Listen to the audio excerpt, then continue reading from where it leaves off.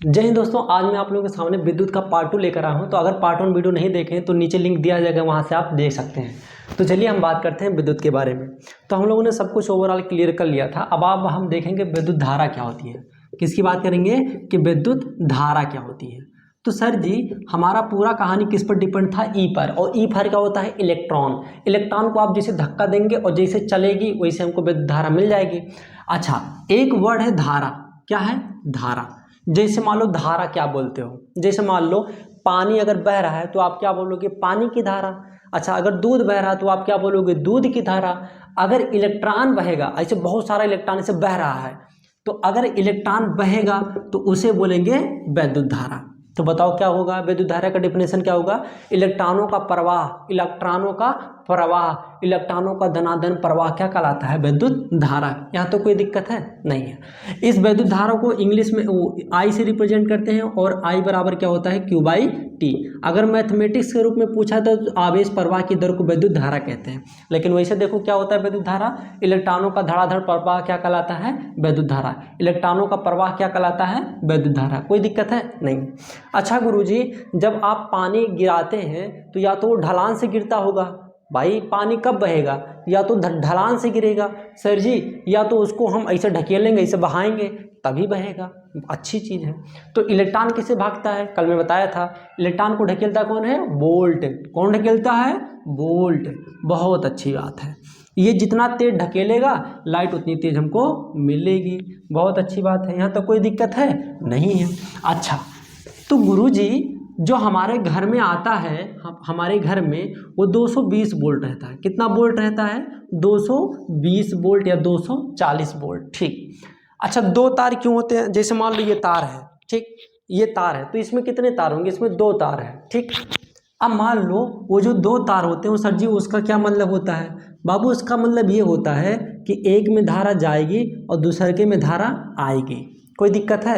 और नियम होता है कि अगर जितनी धारा गई है उतनी धारा आनी चाहिए। ठीक है, कोई दिक्कत नहीं है। अब मेरा एक क्वेश्चन है कि सर जी जब जितनी धारा जानी चाहिए उतनी धारा जब चली आएगी तो बिजली बिल क्यों गिरता है? सही बात है, बहुत अच्छी बात है, ताली बजाओ। ठीक।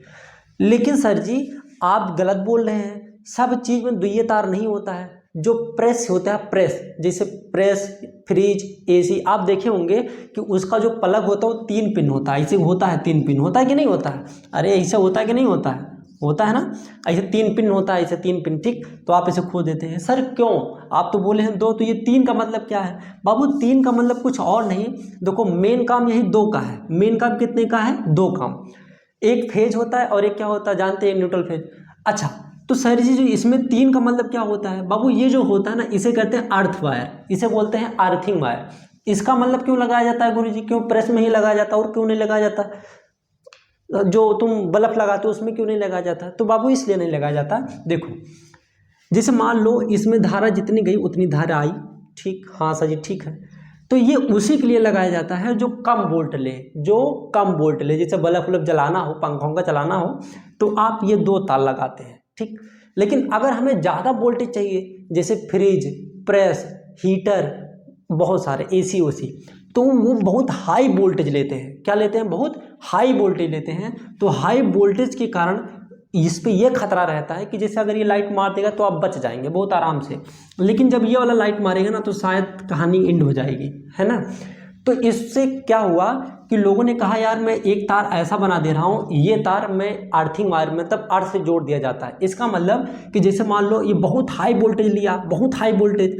अच्छा, यहाँ पे फ्रिज, कूलर, एसी ये सब लगा सकते हैं 3 वाले में, तो इसमें वोल्टेज बहुत ज़्यादा आएगी। और वोल्टेज बहुत ज़्यादा आएगी तो लोगों को ये खतरा हो जाएगा कि अगर ये लाइट मारेगी ना तो कहानी ख़त्म हो जाएगी। इसलिए ये तार अर्थ से जोड़ दिया जाता है, ताकि अगर मान लो गलती से कहीं लीकेज हो, जैसे मान लो तार कहीं कटा वटा हो, मान लो फ्रिज वाली तार कहीं कटा वटा हो, तो वो क्या करता है, वो फ्रिज पर ना पूरा, जैसे जो लाइट मारती है ना, जैसे वो लोग कहते हैं कि करंट पूरा जगह फैल गया, छूना मत।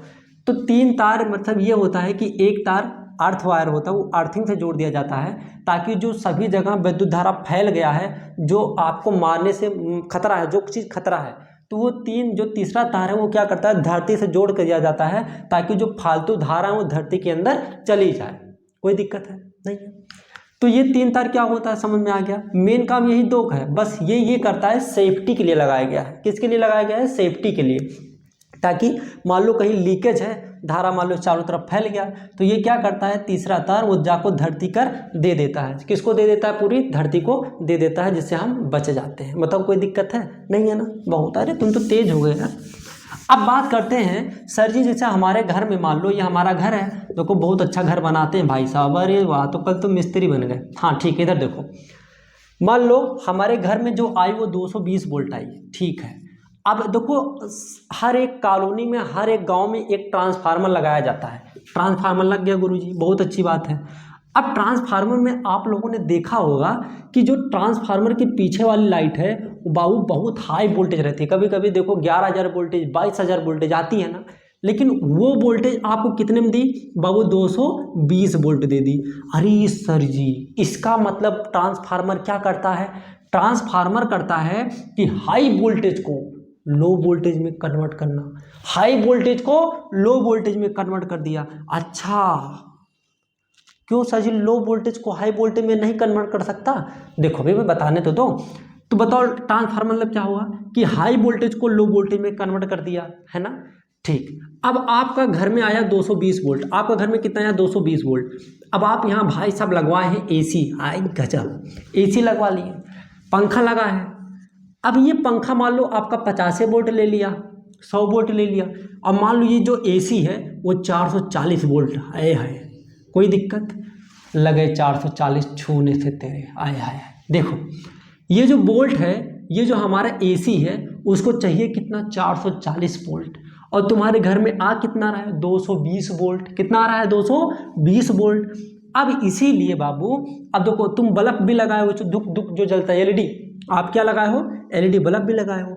इसे चाहिए 2 वोल्ट या 5 वोल्ट, जो भी चाहिए। अब आप एक चार्जर लगाए, उसे चाहिए 1 वोल्ट। सर जी ये कैसे, देखो हर एक तार में जा कितना रही है, 220 वोल्ट, हर एक तार में 220 वोल्ट जा रहा है। लेकिन गुरुजी 220 वोल्ट अगर इसमें चला जाएगा हमारे बल्ब में, तो बल्ब क्या हो जाएगा, उसकी तो वाट लग जाएगी। चार्जर में चला गया तो उसको कहानी खत्म हो जाएगा। तो कहीं क्या होता है कि हर एक डिवाइस में एक ट्रांसफार्मर लगाया जाता है, छोटा सा होता है, आप लोगों ने देखा होगा। हर एक डिवाइस में क्या लगा होता है, ट्रांसफार्मर। कुछ भी ट्रांसफार्मर लगाया जाता है, कोई भी डिवाइस हो, ठीक। तो वो डिवाइस क्या किया, जैसे मान लो इसे चाहिए मान लो 5 वोल्ट, इसे मान लो ये जो बल्ब है इसे चाहिए 5 वोल्ट, और आपके घर में आई कितना 220 वोल्ट, तो ये 220 वोल्ट अंदर चला जाएगा। तो यहाँ एलईडी के बल्ब में वो लगाया जाता है ट्रांसफार्मर। ये ट्रांसफार्मर क्या करेगा, 220 वोल्ट को बदल कर 5 वोल्टेज में कन्वर्ट कर दिया, कोई दिक्कत नहीं है। तो सर जी समझ गए कि हाई वोल्टेज को लो वोल्टेज में कन्वर्ट कर दिया ट्रांसफार्मर। लेकिन अब यहाँ एसी के केस में देखो, एसी को चाहिए कितना बाबू, एसी को चाहिए 440 वोल्ट, और आ कितना रहा है 220 वोल्ट। तो इसमें भी ट्रांसफार्मर लगा है। तो जब इसमें भी ट्रांसफार्मर लगा होगा तो ये काम क्या करेगा, 220 वोल्टेज को हाई वोल्टेज में कन्वर्ट कर दिया, 220 वोल्टेज को 440 वोल्ट में कन्वर्ट कर दिया। तो मैं आपसे ये कहूँगा कि बताओ ट्रांसफार्मर क्या करता है, तो आप कहेंगे सर लो वोल्टेज को हाई वोल्टेज में या हाई वोल्टेज को लो वोल्टेज में कन्वर्ट करना क्या कहलाता है, ट्रांसफार्मर। कोई दिक्कत नहीं है गुरुजी, कोई दिक्कत नहीं। इसी के बेस में ट्रांसफार्मर 2 भागों में बांट दिया गया। एक होता है अपचयी। ट्रांसफार्मर कितने प्रकार के हो गए अब, एक होता है अपचयी और एक होता है उपचयी। ध्यान से देखो, एक होता है अपचयी और एक होता है उपचयी।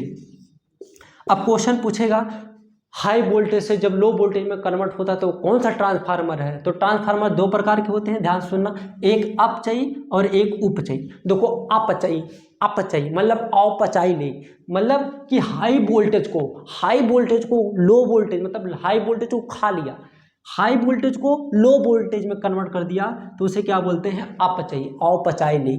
कोई दिक्कत नहीं है ना, बहुत अच्छी बात। और उपचयी, ऐसे बोलो, उप मतलब फैल जाना। उप मतलब क्या होगा सर जी, उप मतलब होता है कि लो वोल्टेज को हाई वोल्टेज में कन्वर्ट कर देना। कौन सा ट्रांसफर होगा, उपचयी। यहाँ तो कोई दिक्कत है नहीं, बहुत अच्छी चीज़ है। अब हम बात ट्रांसफर में सीखे। अब वो क्वेश्चन आपसे पूछा जाता है कि हाई वोल्टेज को लो वोल्टेज में कन्वर्ट करना कौन सा ट्रांसफर होता है, हाई को लो में तो अपचयी ले, उपचयी होगा तो लो को हाई में। कोई दिक्कत नहीं है ना, बहुत अच्छी बात है। देखो अब हम बात करते हैं सर